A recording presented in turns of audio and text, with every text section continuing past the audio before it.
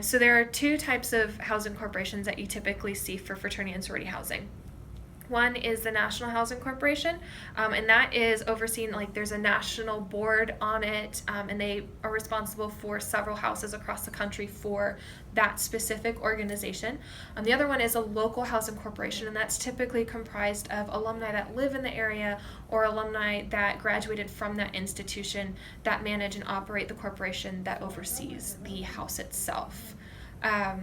Each one's a little bit different because of the nature of it. So national housing corporations will typically have more money behind doing repairs for building the house. So a lot of times national housing corporations, you'll see a house land be purchased and built in a faster turnaround time than a local housing corporation where they have to do a lot of fundraising and sales to get money to purchase the land and build the house.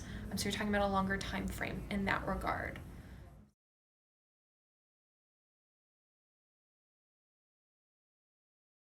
There's special zoning for fraternity and sorority houses that have to, and certain things that have to be met in order to be qualified for that zoning.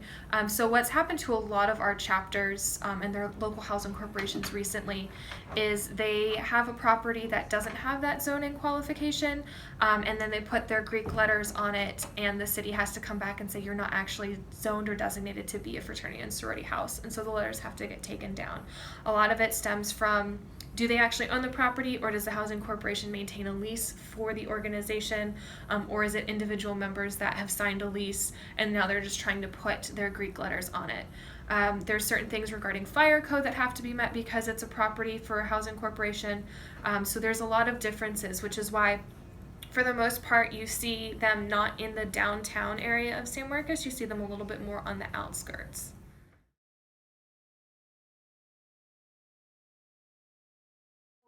Within the city of San Marcos, we've had a couple of alumni that have tried to create some sort of Greek village or Greek row that have never actually been successful or get off the ground.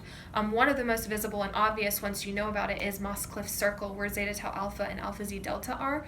One of those sororities bought the land that that road was on with the intention of selling it to other sororities, but then when the other sororities decided to not purchase that land, they sold it to apartment complexes, which is why you have two sororities up on a hill at the back of Moss Cliff Circle and then two apartment complexes surrounding it as well.